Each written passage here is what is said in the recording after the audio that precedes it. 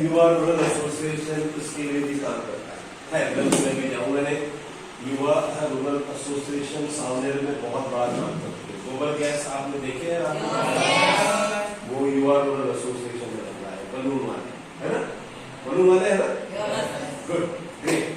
अभी एक कहानी से शुरुआत करेंगे हम। What language you want me to be to Hindi, Marathi, English? Hindi. What English? What is it? Majority क्या है? हिंदी है। Okay, चलिए ठीक है। एक राजा होता था और राजा का एक प्रधान होता था। कौन होता था? राजा का एक प्रधान। मैंने कहा एक राजा होता था और एक प्रधान होता था। आपने सिर्फ मैंने पूछा क्या क्या था तो आपने प्रधान था। एक राजा होता था, उसका एक प्रधान होता था और वो प्रधान का एक बेटा था। कौन था? बेटा था। वो स्कूल जाता था। कहाँ जाता था? स्कूल। ग्रेट। अभी स्कूल जाते समय रोज वो रजवाड़े के सामने से जाता था। कहाँ से जाता था? सामने से, राइट। और रोज राजा उसको देखता था। कौन देखता था? राजा उसको देखता था। एक दिन राजा ने सोचा चलो इसकी परीक्षा ली है और इसको देखे कि ये कितना होशियार है। क्या कहा राजा ने? राजा और राजा जो है खड़ा हो गया एक दिन रास्ते में अपने दरवाजे के सामने और ये बेटा प्रधान का उसकी ओर से जा रहा था।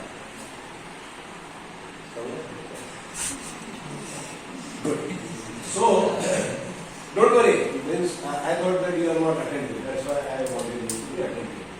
जाते जाते राजा ने तो उसने देखा, वो प्रधान के बेटे ने, और राजा ने उसे देखा और राजा ने उसको दो सिक्के दिखाए। एक हाथ में चांदी का सिक्का था, एक हाथ में सोने का सिक्का था। क्या था? ये स्टोरी पता है आपको? पक्का? पक्का? एक हाथ में क्या था, दूसरे हाथ में क्या था? ग्रेट। राजा ने कहा इसमें से सबसे मूल्यवान जो है वो उठा लो। क्या कहा राजा ने? आपके हिसाब से मूल्यवान क्या है? क्या है? एक्जेक्टली। अभी बेटे ने क्या किया होगा?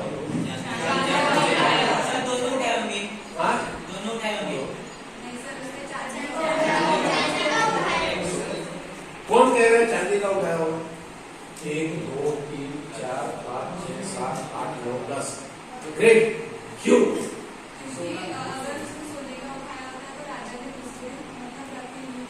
ग्रेट।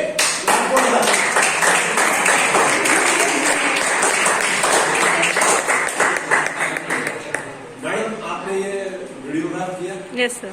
फिर से बोलो बेटी, आपका नाम, खड़े हो जाओ। Just no minute. हाँ, आपका नाम बोल रहा है, स्कूल बोल रहा है। हाँ।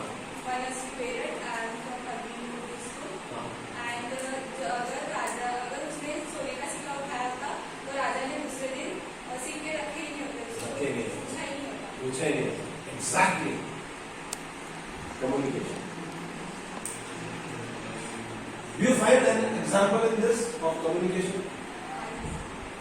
बेटे ने, जो प्रधान का बेटा था, वो सुन रहा था अच्छे से। राजा ने कहा इसमें से सबसे थैंक यू वेरी मच, सबसे मूल्यवान जो है उसे उठाओ। उसने अपनी बुद्धिमत्ता का उपयोग किया, उसने सुना। राजा ने कहा सबसे मूल्यवान, उसके दिमाग में मुंह पे बैठ गया। मूल्यवान ठीक है, सोना दिख रहा है, लेकिन उसने दूरदृष्टि रखी। क्या रखी? दूर की सोचा और वो चांदी का सिक्का उसने उठाया और रोज उठाता रहा। राजा रोज खड़ा रहता था और वो रोज चांदी का सिक्का उठाता। एक दिन राजा ने अपने प्रधान को बुलाया और बोला यार तू इतना जो है बहुत होशियार इंसान है, मेरा प्रधान है, तेरा लड़का ऐसे कैसे बेवकूफ है? राजा प्रधान ने पूछा क्या बात हो गई?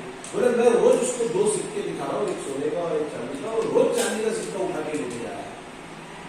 वो प्रधान तिलमिला गया, बोला नहीं ऐसे कैसे हो रहा है ना।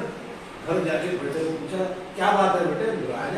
राजा जी आपको सोने का सिक्का दे रहे हैं और बोल रहे हैं मूल्यवान वस्तु उठाओ, तो इसमें से जो भी मूल्यवान है आप सोने का उठाते जा रहे हो, चांदी का उठाते जा रहे हो। क्या बेवकूफी है ये? वो तो बेटा अंदर गया और अंदर से ये ऐसे इतनी 2 घनिया कांच की लेके आया और उंडेल दिए उसने सारी अपने पिता की सारी और कहा ये चांदी के सिक्के, अगर मैं ये नहीं उठाता और सोने का उठाता तो राजा कल से खड़ा नहीं होता। आप मुझे बताइए मौल्यवान ये या वो सोने का जमा नहीं होता। Communication, foresight, with communication comes foresight. अब आपसे मुझे कहना है, दूसरी एक कहानी में सुनाना चाहूँ कि मैं जो कह रहा हूँ आपको समझ में आ रहा है? आप तक बात पहुंच रही है? कोई और कहीं तो नहीं है? मुझे लग रहा है कुछ और सोच रहा है। आप में से कुछ और कुछ सोच रहा है बेटे? नहीं ना? कोई कहानी तो नहीं आ रही आपके दिमाग? नहीं ना? गुड। फिर देखो सुनो ना, मैं जोर से बात पूछ रहा हूँ, कोई आपको कोई दिक्कत तो नहीं कि आप खो तो नहीं गए आप? That is weak communication, right? Communication yes through body language. मैं यहाँ पे खड़ा हूँ, आपको मुस्कुराना पड़ रहा है, हंसना पड़ रहा है, that is communication, effective communication. But at the same time what I am speaking loudly, if it is not reaching to me, and even if it is reaching, if I am not here physically, only then I will do. Right? Understand this? This is for your betterment. You have to speak out. आपको बोलना है ना? जब कोई आपसे सवाल बोल के कर रहे हैं तो आपको उसको उत्तर जो है वो बोल के देना है ना? क्योंकि अगर हम करेंगे तो हमारा देश विविधता से परिपूर्ण है, बराबर है? हाँ या ना? और अलग अलग कल्चर है, अलग अलग जगह, हाँ या ना? जैसे यहाँ हम रोटी खाते हैं, ठीक? यहाँ से 60 किलोमीटर या 70 किलोमीटर दूरी पे चावल बनता है भंडारा के अंदर, वहाँ चावल ज्यादा खाते हैं, बराबर है? तो ऐसे कल्चर में डिफरेंसेस है। ठीक उसी तरह बातों को बोलने के तरीके भी अलग है, बातों को आप रखने के तरीके भी अलग है ना? मानते हैं इस बात को? यहाँ हम जो है इस भाग के, यानी जिसको हम पूर्व विदर्भ कहते हैं या पश्चिम विदर्भ कहते हैं, नागपुर को जैसे सेंटर में आता है, लेकिन थोड़ा भाग जो है पूर्व विदर्भ का है। इधर में ज्वारी की भाकर ज्यादा खाई जाती है, तो हमारी बोली जरा कठोर लगती है। क्या लगती है? क्योंकि ज्वारी की जो भाकर होती है उसे चबाने में ज्यादा क्या लगता है? तो हमारे थोड़े बोल कठोर होते हैं। चावल खाने वाले अगर आप हिस्से में जाओगे तो वहां एक मिठास दिखेगी आपको, क्योंकि उनको ये जो है शब्दों का इस्तेमाल ज्यादा नहीं करता, राइट? सो ठीक उसी तरीके से उनकी बोली भाषा, बोली में भी फर्क पड़ता है। अभी आंध्र में अगर गए आप, कहाँ गए? तो आंध्र में अगर आप गए तो अगर उनको नहीं कहना है तो यहाँ पे हम क्या करते हैं? नहीं कहना है तो नहीं, हाँ कहना है। तो अगर आप आंध्र में चले जाओगे और वो आपसे कोई सवाल पूछेंगे तो आप बड़े तो आपको हाँ करना है या ना करना है, तो वो बोलेंगे यार ये क्या है, क्या समझ नहीं पाए, आपके लिए तो बड़ी तकलीफ होगी या किसी के लिए। Okay, is it clear? So communication is verbal communication. Communication is silent communication. What is the example of communication if we take smile as an example? मुस्कान।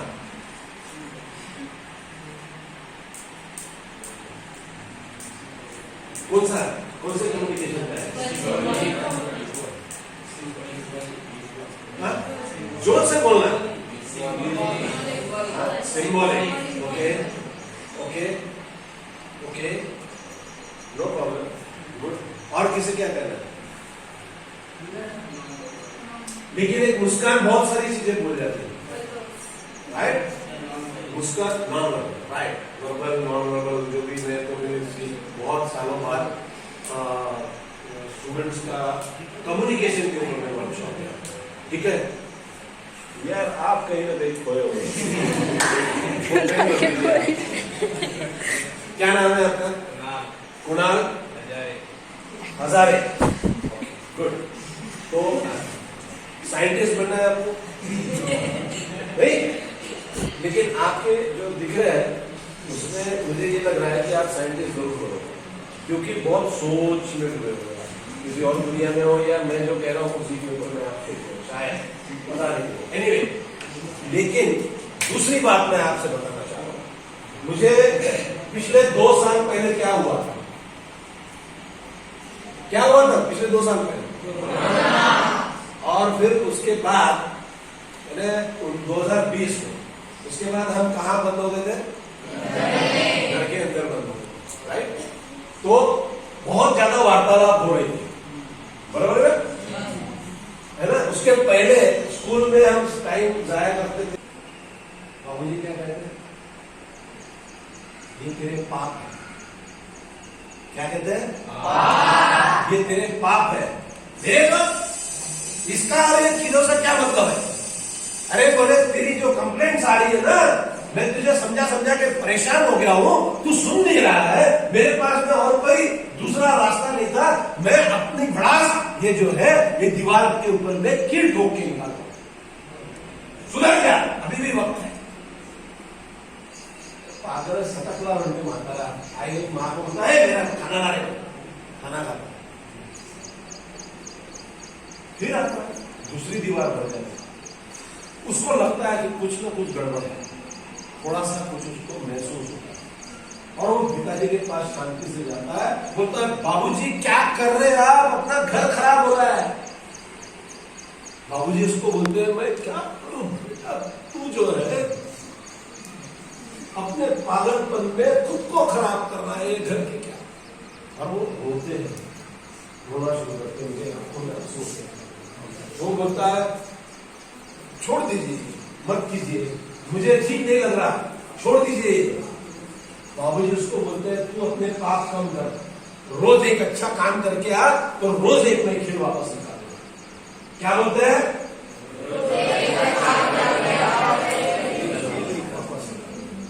बेटा बोलता है ठीक है, और तब तक मैं तुझे माफी नहीं करूंगा जब तक तेरे अच्छे काम नहीं होते, मेरे काम पे नहीं आते, और मैं रोज एक खेल नहीं निकालता। बेटा बोलता है ठीक है चलो देखते हैं, और उसके बाद रोज एक अच्छा काम करने निकलता है।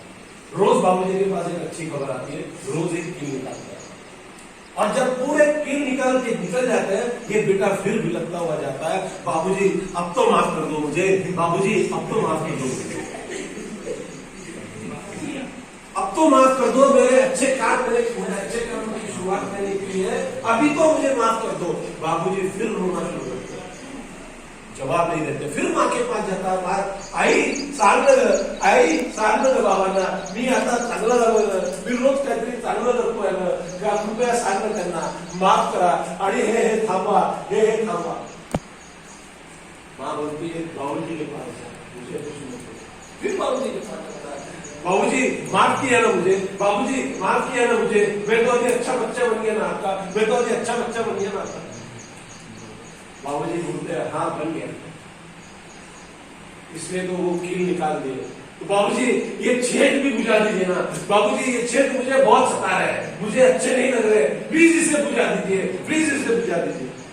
ये बोलते हैं बाबूजी मैं आपके पाँव पड़ता हूँ, मैं आपको शरण आया हूँ, मैं आपको नतमस्तक होकर प्रणाम करता हूँ, प्लीज बाबूजी प्लीज इसे बुझा दीजिए बाबूजी।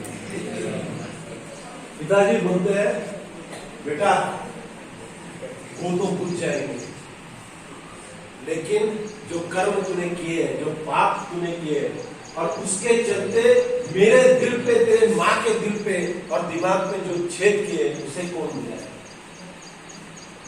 उसे उसके लिए कोई और रास्ता नहीं है, कौन बुझाएगा उसे? Moral of the story you have to understand, I am not going to invest time. आपको समझना है कि आपको गलत रास्ते पे चल के सही रास्ते पे आना है या सही रास्ता ही अपनाते रहना। नाउ स्टोरी इन शॉर्ट आप बोलो, समझते हैं? मैंने अच्छे से समझाने की कोशिश की, आपने सुना? बोलो, बेझिझक बोलना है, क्या नाम बोलो फटाफट। मेरा नाम आरती चिमावाल है, मैं 8वीं कक्षा का छात्र हूँ। तो पेटी सुल्ला में एक लड़का रहता था जिसका नाम चंदन था। वो उसके माता पिता के साथ रहता था और उसमें वो पूरी ऊर्जा से भरपूर था और हर दिन वो मतलब कुछ ना कुछ गलत काम करके आता था, जैसे किसी को मार देता था। तो हर दिन उसके पापा के पास कंप्लेंट आती थी, तो वो उन्हें बहुत दुख होता था। तो उन्होंने सोचा कि अब मैं अपना गुस्सा किस पर उतारूं। तो उनके घर पर एक दीवार थी, तो वो हर दिन इस दीवार पर एक कील ठोकते और ऐसे करते करते बहुत दिन बीत गए। चंदन हर दिन कुछ ना कुछ गलत करके आता और उसके पापा दीवार में कील ठोकते। तो एक दिन पूरी दीवार भर गई और जब चंदन एक दिन खाना खाने बैठा तो उसने अपनी मम्मी से पूछा, वो जोर से चिल्लाया कि ये दीवार में इतने सारे कीले किसने ठोके। तो उसकी मम्मी ने बोला अपने पापा से जाके पूछो। तो वो अपने पापा के ऊपर चिल्लाता है कि इतने सारे कीले क्यों ठोके आपने। तो उसके पापा बोलते हैं ये सब तेरे पाप है। तो वो बोलता है ये ऐसे कैसे, ये मेरे पापों का और इन कीलों का क्या लेना देना है। तो उसके पापा फिर चुप रह जाते हैं और रोने लगते हैं। बाद में एक दिन वो दूसरी की दीवार भर जाती है कीलों से। तो वो बोलते हैं ये क्या पागल करने लगा रखा है आपने पापा। तो उसके पापा बोलते हैं कि हर दिन जो तू गलत काम करके आता है उससे मेरे दिल में बहुत दर्द रहता है। तो उसका बेटा बोलता है कि मैं इसे ठीक कैसे कर सकता हूँ। तो उसके पापा बोलते हैं कि हर दिन बाहर से मुझे ऐसी खबर आनी चाहिए कि तूने कुछ अच्छा काम किया है, तभी मैं हर दिन ये एक खीरा निकालने जाऊँगी। तो वो हर दिन एक अच्छा काम करके आता था और उसके पापा हर दिन एक खीर निकालते थे। तो ऐसे करते करते एक दिन पूरी दीवार में दीवार से खीले निकल गए। और फिर एक दिन जब सारे खीले दीवार से निकल गए तो चंदन ने अपने पापा के आगे बोला कि अब तो मुझे माफ कर दीजिए बापूजी। तो उसके बापूजी रोने लगे और उसे कुछ समझा नहीं। तो अपनी माँ के पास गया और बोला कि ये देखिए ना मम्मी, ये कैसे कर रहा है, अब तो मैं अच्छा बन चुका हूँ। तो उसकी मम्मी बोलती है कि अपने पापा से जाके पूछ। तो उसके पापा के पास जाके वो पूछते हैं कि अब मैं तो अच्छा बन चुका हूँ, तो प्लीज़ मुझे माफ़ कर दो। तो उसके पापा बोलते हैं मैंने तुझे माफ़ कर दिया है। तो चंदन बोलता है कि प्लीज़ ये जो दीवार में गड्ढे हैं वो मुझे बहुत सता रहे हैं, तो प्लीज़ इन्हें बुझा दो। तो उसके बाबूजी बोलते हैं जो तूने पाप किए, जो तू हर दिन गलत काम करके आता था, उससे मेरे दिल में जो छेद हुए वो कैसे बुझेगा।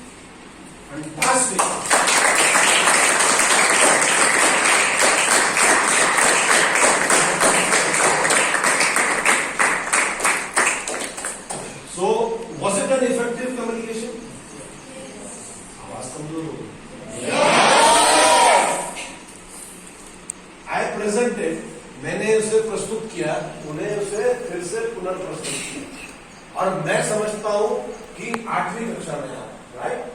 आपका नाम आपने क्या कहा? आराध्य। आराध्य आराध्य ने हूबहू पूरी की पूरी कहानी जैसे के वैसे, कुछ भी उसमें इधर उधर ना करते हुए, अपने दिमाग से कुछ ना जोड़ते हुए यहां प्रस्तुत की। हाय नहीं? आपको कुछ लगता है इसमें कि कहीं उसने चूक की या कहीं वो कुछ भूल गया? आराध्य ने जैसे कि वैसे उसे रखा। इसका मतलब उसका ध्यान था।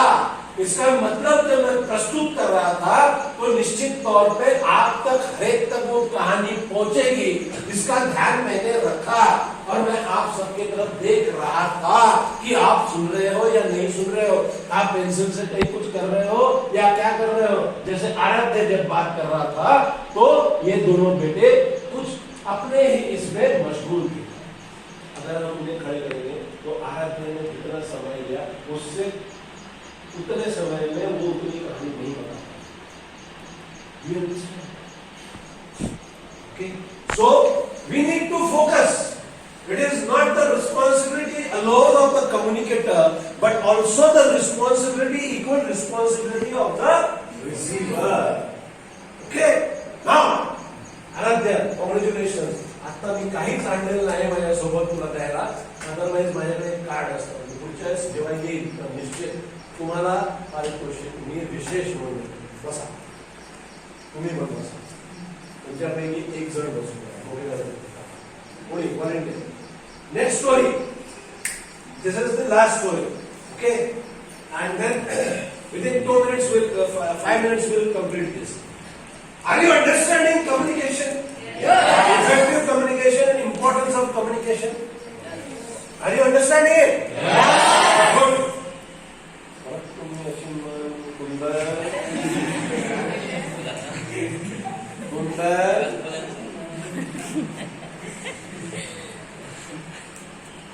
हो कि नहीं? हो? Good. Now that is effective communication. Now the third story is, it is Urla Gaon.